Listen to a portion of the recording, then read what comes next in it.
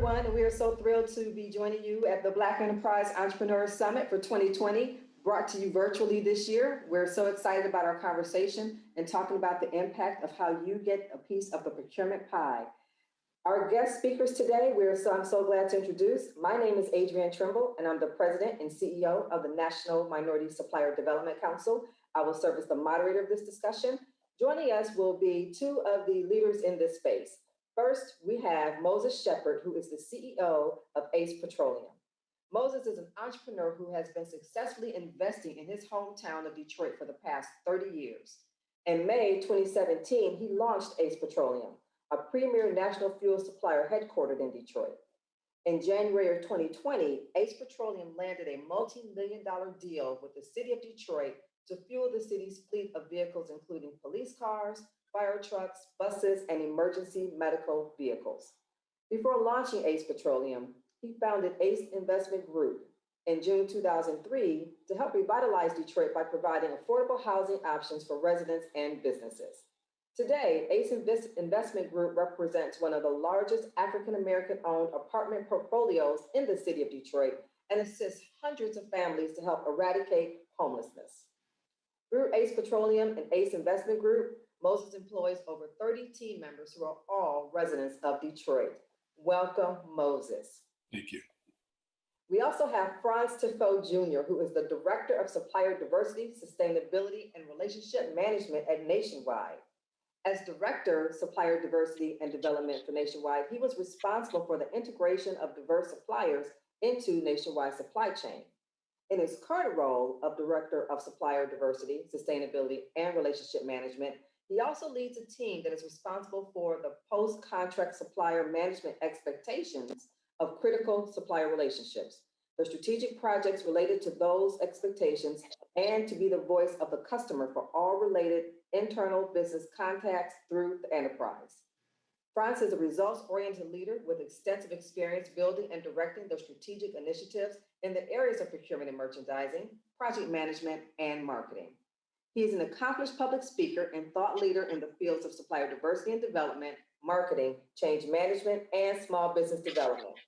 Frantz has received numerous awards, including Minority Business News USA Magazine's 2015 through 2019 Champions for Diversity. And he's also my longtime colleague, and we've been toiling in these fields together for a long time advancing supplier diversity. So welcome to Frantz Tiffeau.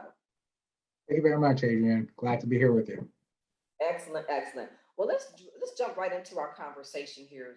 As we talk about getting the slice of the procurement pie and how meaningful and impactful this is for those who are looking to advance contracts on behalf of their companies. Let's start with you, Frantz. So we know that 2020 has been brutal for small businesses, Black businesses in particular. Tell us a little bit about what Nationwide has done to help support its diverse supply base during these challenging times.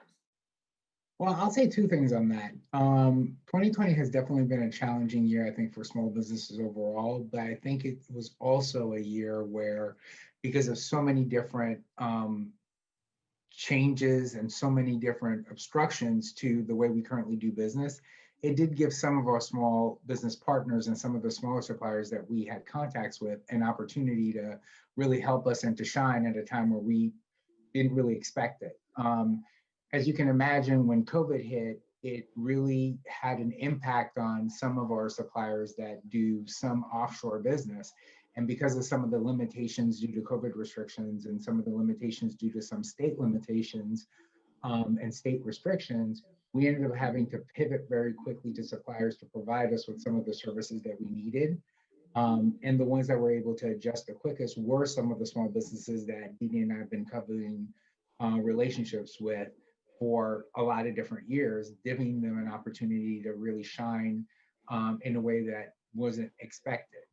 I do also feel that organizations like NMSDC have really been giving us some guidance around how we can continue to reach out to smaller businesses virtually and be able to contact them in a continuous manner that allowed us to really do the same work that we do in person through a virtual matter in a great deal of challenge. So I definitely think that having those third-party relationships with NMSDC and WeBank and some of the other ones have really helped us continue to grow our pipeline despite these challenges. Excellent, great, and thank you for your continued support and intentionality around including and continuing those connections with diverse businesses, because it's needed now more than ever. Moses, conversely, as you think about ways that this year has impacted you and your business, tell us some of the things that you've done to be able to withstand the challenges, and what's worked for you, and what are some of the things that our audience might want to watch out for? Well, being in the real estate business, right now things are very difficult for landlords across the country with all of the symposiums to shut down evictions. So what I decided to do with my real estate was to try to work with my tenants. We didn't require them to do much of anything. I understand the financial challenges that we're having across the country. COVID has, put a lot of our people in some bad situations. So from a landlord's perspective, I decided to, not only, try to work with the tenants, but do anything that I can to be able to make them feel comfortable during these times. From Petroleum perspective, I would think that we're like an essential provider, because we provide fuel, and we provide fuel to the entire city of Detroit. The police cars, the fire department, EMS, anywhere else that they use fuel. And that didn't stop. So we really were not affected by COVID through Petroleum. Excellent. Well, that's really good to hear. And you're right. We still need those petroleum and gas and things of that nature, because some things of the economy it has to go on, it has to continue, so it's not going to stop. But as we think about some of the areas of the supply chain that have been disrupted this year, Frantz, can you talk a little bit about maybe what you saw in terms of those disruptions, but more importantly, where did you see the growth opportunities? You mentioned some of that a little bit in your earlier answer, that this out of chaos comes opportunity. And where did you see some of that? And where do you think MBEs or diverse businesses should be prepared to pivot to those new opportunities? In our area of service, obviously with financial services and insurance, we really don't make any physical products, really. So the majority of the help that we need from our suppliers are really running our business. We actually sell a promise. So a lot of where we saw opportunities was really around some of the service-oriented things that we needed, sending out things through print and marketing, adjusting, if you can think about and remember what it was like in March and April, which is when this really first affected all of us, was around the challenges around PPE. As you can imagine, our field resources when it comes to claims and being able to service our customers had to readjust to being able to do that safely, right? So we had to figure out ways to provide them with essentials during a time where, as you can remember, it was really challenging to find these things. And so being able to work with smaller suppliers that had contacts that the general suppliers didn't, because a lot of these things were made abroad, as you can remember in China, we were able to, really work with some of our smaller suppliers that did have relationships we didn't know about to be able to provide that both to our field resources when working with our customers in the greatest time of need, as well as really during a time when we were starting to get ready to really feel how do we flex our resources to start to prepare to go back to work, right? I think what really was a challenge, what we really learned through a lot of our suppliers, both bigger and smaller, were, what kind of pandemic planning did some of our suppliers have in their ability to support us? I felt like that was really an area that challenged a lot of suppliers. And as I said, both big and small, was, did you have pandemic planning? Did you have a way to continue? And what it forced us to do is actually build sort of pandemic expectations for all of us suppliers, especially our critical ones moving forward. So I think that was a learning opportunity that I think challenged a lot of different people. Right, thank you for that. And you're absolutely right. When you think about pandemic planning, coming into 2020, who would have thought that we would have needed to have those type of contingency plans in place?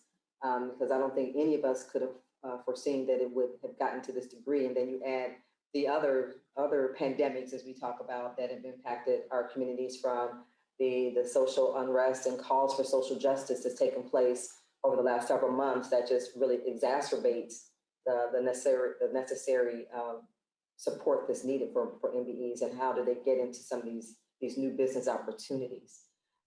Moses, oh, go ahead. The only other thing I was going to add to that is you did also ask where was there an area of opportunity. Right. I feel moving forward, because I started to see this, and I think this is something that as we start to look at least for the next 18 months or so, is that I think there's an opportunity around building AI cyber security opportunities for companies, just because if you start to think about the environment now that a lot of people are working in, you know, you have a lot of associates working from home. You have a lot of opportunities for securing information and infrastructure, both in major companies as well as medium-sized companies, when they're interacting with their employees. And that's so much of that is dependent on what kind of ability the employees themselves have. And I think any kind of companies that can help major corporations as well as medium-sized corporations around how to better tighten that moving forward, especially in an environment where I just feel like going forward into the future, you're going to just have more and more companies doing that. I think people have now started to realize that a lot more people can work remotely from home, and you need to start to build what does that look like for a company to support a business moving forward, especially when there are a lot of opportunities to interfere in the space of how employees work with and speak with their employers and their associates. Great point, because as I said, out of the chaos comes opportunities, and those businesses that have been able to step up and take advantage of that are the ones that are really going to be positioned to get through these challenging times. One of the things I was, thinking about as you were giving your answer is around those areas of new opportunity. And Moses, earlier this year, you landed the major contract with the city of Detroit to provide petroleum to the emergency vehicles. Tell us a little bit about what made you go into that area, and what advice would you have for other entrepreneurs that might be interested in pursuing some type of business in that same sector? Well, years ago, I was in the fuel business. I worked for a private company, family-owned operation that grew into a national company. And, I just never got it out of my blood. And so I decided that, really looking at the fuel space, you really don't have any other minorities in there. I think you have one other company in Ohio, and I'm sure, hopefully, we have a few other scattered companies across the country. But, it's a difficult business to be in. It requires a huge, substantial amount of capital. You have to have experience to be able to do it. And then, quite frankly, with most people, you never really see a Black man in the fuel business. And I wanted to be able to conquer that challenge. And initially, I can recall when I did my first trade show at the NMSDC, we didn't really, I don't think people took us serious.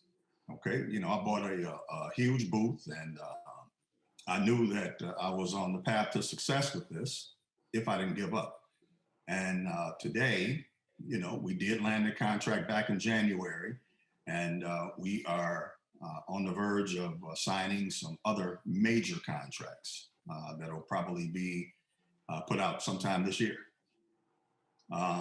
As far as advice to other entrepreneurs that want to be able to be into that particular business, you have to be able to do your research. You have to be diligent in everything that you're doing. This is a capital-intense business, and just like you went in, you can go out really fast if you don't watch your bottom line. Great advice, because you're right, that research is so critical to understand what you'd be getting into before just jumping in. And as you mentioned, there's less than a handful of Black entrepreneurs in the space. So hopefully there are ways that they could, reach out if they're interested in trying to advance that in that industry. And I'm glad to hear you mention that, you've been a part of the NMSDC network and leverage that as part of the trade show process. And Both of you have been very strong supporters of our organization or the regional councils in your areas.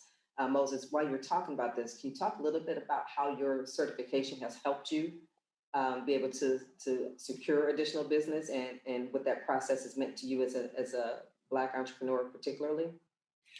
Yes. You know, when we're being vetted or actively pursuing to try to do business with other companies, we'll definitely make sure that they understand that we are a minority certified company, not only locally, but nationally. And it helps. You know, most of these large companies want to be able to, you know, have NMSDC vet the companies that they're doing business with, opposed to them trying to go out and get vetted themselves or vet the company themselves. I think it's a great tool for all entrepreneurs to be able to become certified if you're going to do business with larger companies. It always helps. I think it's worth the investment, the small investment that it takes to be able to become certified. And then it allows the companies to understand that the company that they want to do business with has been vetted by the NMSDC. Thanks for that. Thanks for that. And we love to hear from the mouths of MBEs directly. Frantz, what about from the corporate perspective? You know, NMSDC and its 23 affiliate councils, we are a corporate member organization providing the value of certified minority businesses to corporate America. What does that mean in terms of the way that you view the certification of a diverse business? There are several different ways that I believe that the certification helps us from a corporate perspective. Moses was very good in defining the fact that corporations then don't necessarily have to do the vetting of suppliers, especially when you're looking for diverse suppliers, because your organization as well as your counterparts provide really that level of background, and the fact that the certification itself means that the business have gone through a vetting process that we don't have to do. But I think the actual membership from a corporate perspective gives us two things. One, it allows us to really work with others within our industry around how do we better prepare our supplier relationships. And it really gives us an opportunity to work with the corporations through your virtual conferences, through your educational sessions, to work with each other as well as with companies. I mean, you know, a lot of the different things that we do are very relationship oriented, and it really provides corporations and corporate members like myself the opportunity to work with and to meet businesses like Moses. And by serving on different committees, serving on different boards and different opportunities that you give us, it really lets us learn about the business themselves in a matter that normally you don't get to do in those sort of direct business to business relationships. So there are a lot of different things that really being a corporate member of an organization like yours provides that a lot of people don't really think about, because it goes beyond just a certification. It kind of goes through the ability to build relationships in a unique way. And you definitely then feel, because I view a position in supplier diversity within a corporate world being the advocate for the companies. Well, you can't really advocate for someone you don't know. And working with NMSDC and others through your regional network, as well as through you from a national perspective, gives us that ability to build those relationships and not only feel comfortable with advocating for a company, but you really get to see them working in an environment that normally you don't get to do prior to getting a contract or building that relationship. Exactly. I think people have learned, particularly during this time when we're forced into a virtual environment, that those relationships are so critical, and how do you make sure that you maintain them and nurture them. And that's exactly, part of what NMSDC's mission is to keep those connections between corporate America and minority businesses, to advance them so that we can continue finding ways that they can work together. For those that may be interested in learning more about NMSDC certification, you can always go to our website at nmsdc.org, find your local affiliate council, and they will be happy to assist you with the certification process. So thank you both for making sure that people understand why that certification process is so critical and how useful and beneficial it is to those who are a part of that process. So we're going to talk about something that you actually mentioned earlier, Moses, around, being in fields or industries that are capital intensive. And in 2016, there was a Kaufman report that stated that minorities were disproportionately hurt by the cost of capital and the lack of access to capital. And we see that 2020 has amplified this issue. So Frantz, can you tell us what can corporations do to help support minority firms with their cash flow? And what best practices have you seen that seems to help MBEs stay afloat during these times? Well, I do know that at least within the financial services sector, which we work in, we do have a venture capital sort of portion of our business that looks at and tries to work with smaller organizations to build, right, through venture capital relationships. So what I try to do and have my team do is to work with those parts of our department. I would think a majority of Fortune 100 companies probably do have some sort of venture capital initiative. What we try to make sure to do is to make sure that the diverse communities are included in that opportunity realm, right? Because normally those are sort of limited to what you traditionally look at, sort of Silicon Valley, really sort of Austin type areas where people tend to focus on venture capital opportunities.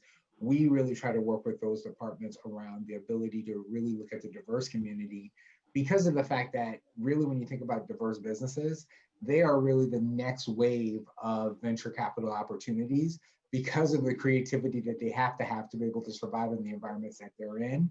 And because they are at the heartbeat of what's happening within their communities, they're the most able to access what those needs are and being able to support those communities. So really, they're really the best bet. And so that really helps with capital, is the ability through, I think, venture capital opportunities. And then also we try to work with other organizations like the SBA around being able to find and work with community banks to be able to provide diverse businesses opportunity through community banks, because the majority of your larger sort of high level banks that everybody knows about, really, if you don't really already have a relationship with them, and I think one thing that we found out, especially with some of the packages that were given through Congress, is if you didn't already have a relationship with those banks, you were almost last in line to get some of that stimulus money. And so we try to work with those community banks who knows the environment and who knows who those small businesses are, to be able to provide them the capital they need to not only survive, but thrive. And I think what 2020 has shown us is we need to continue that, and that need needs to actually grow, because I think at this point, we're almost at 98 or 99,000 small businesses that are closed and probably will not open again. And so I think what we also need to realize as corporations and as part of the business community is that we as a country and our economy cannot afford to continue down that path, because really the heartbeat of our economy is small business. That is so true, Frantz. When we looked at the data, NMSDC did an economic impact report back in 2018. And that report showed that just from our certified minority businesses, over 525,000 jobs were created related to our certified minority businesses within our network. That's significant. Over $400 billion of revenue generated, and taxes and things of that nature that drive the U.S. economy. So when you think about the impact of losing those businesses in our economy, that's significant. So anything that can be done to help sustain those organizations is so critical. There was a report that came out in May that stated over 40% of Black businesses in particular have closed. And of that 40%, 60% aren't sure that they're going to be able to come back into operation. So when we start talking about those numbers and we talk about the impact of job losses, it's coming from that small business community, particularly from the Black and brown businesses. So thanks for pointing that out. And you're absolutely right. When the first round of funding came out from Congress, many of our businesses were shut out and did not get access to that. That's why NMSDC actually stood up its own process through our own Business Consortium Fund, which is a CDFI, or Community Development Financial Institution, to be able to provide PPP loans directly to minority businesses, because we wanted to make sure that even the smallest businesses who did not, may not have had those relationships with their banking institutions could still access those funds. So those are the types of things that we want to make sure that the third-party advocacy organizations are doing to support the minority business community. Moses, what have you seen from the entrepreneur side in terms of the best practices that you've seen companies do to help businesses gain the necessary access to capital or even manage their cash flow? Well, I noticed that a lot of banks, local banks around here in the Detroit area, they put together packages or programs to be able to, put funding up for the entrepreneur. I haven't really seen anything done with the money yet, or even heard anything being done with the money. But I know that it was a substantial amount of money put up to help entrepreneurs. But then, as Frantz said, you have a lot of people that are going out of business, which is horrific. I think that when the pandemic hit, they should have put some kind of plan in place for the small business. You had a lot of unemployment fraud. You had a lot of the PPE fraud. I think if they'd rolled this program out a little bit different and allowed some of the monies that went to fund the fraudulent organizations, and instead of trying to focus on handling each one of these businesses, even if it was something that was been able to put in place just to cover the entrepreneur's expenses during this time. But when you get clients or customers are not being able to come and do business with these particular organizations or operations, they're definitely going to go out of business, which is sad. Absolutely, absolutely. Well, let's hope that there have been lessons learned, and as we start getting prepared for the next administration, that we know that additional relief is going to be needed. So actually NMSDC is working very closely with congressional leaders to ensure that we can get the right policies and support mechanisms in place for the minority business community this time, so they don't suffer the way that they did during the first round of this pandemic. Frantz, we often hear that, as we look at minority businesses across the country, we see the challenges that they're having, that there tends to be the belief that they don't have the scale or capacity to provide services to large Fortune 500 companies like a Nationwide. Tell me, is that myth or is that truth? Personally, I think it's myth. That's kind of a hard word to do. It's mostly myth because of the fact that I think it's based off of the kind of service that they can give.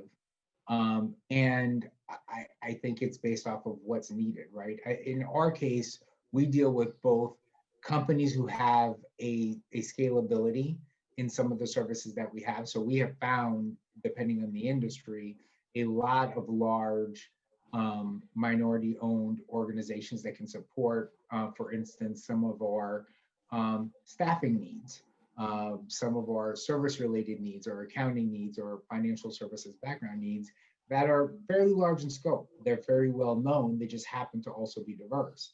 We've also found where, depending on the service that we needed, some of the smallest companies that we've dealt with have been able to win bids and provide us exactly what we needed in some of our categories like marketing and creative, and we're able to, outpace and outdo the expectations that we have. And we're talking about a 2-3 man operations that owns a small business. So I think when you're developing your supplier diversity program and working with it, you need to just have professionals there that can actually look at the differences between those needs and work with companies to provide them and find, whether it's large scale or small scale, the opportunities that you need. And I also think that because of the fact that, some of the challenges that we have with some of the services we needed are capital related, or you need to have a certain amount of insurance, there's a tier 2 opportunity. And I think a lot of these areas that a lot of people don't necessarily pursue or know about, where it provides that company an ability to show what they do at a smaller scale and then build a relationship internally to show what they can do, and then gain more opportunity internally over time as a primary supplier. Great. Well, thanks for clarifying that, because we hear it so often that minority firms just aren't of the size or scale. And that's where sometimes strategic relationships, strategic alliances, mergers can be helpful to help them prepare for those larger contracts. As we wind down, Moses, I'm going to ask you if you could think of something that you wish you had been told when you first began your entrepreneurial journey. What was that? What were those lessons that you learned that you would like to pass on to those other entrepreneurs that may be helpful? Oh, yeah.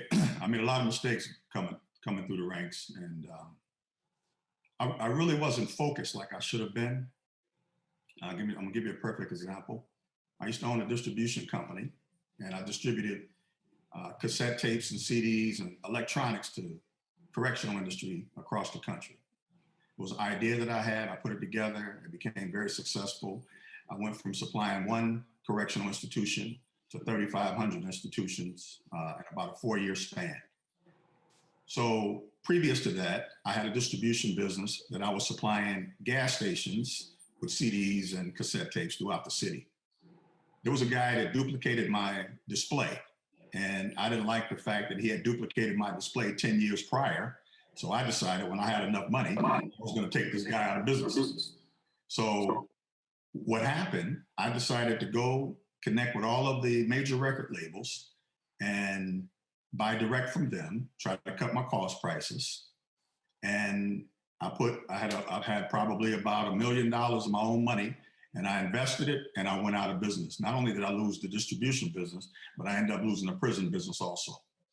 So my point to that is, you know, when you have something that is going great, you stay focused on it and you never ever give up under any circumstance. If your passion is there, it will be successful. Awesome words, and awesome words to end on. I want to thank you both for your candor, your insights, and just being so willing to share the lessons learned and the journey to help entrepreneurs strengthen their ability to get their slice of the procurement pie. Thank you so much for joining us for the BE Entrepreneur Summit 2020 brought to you virtually. Thank you, everybody, and have a great day. Thank you. Outstanding session. Thanks to Adrienne Trimble and her expert panelists. I want all our future suppliers out there to pounce on these opportunities.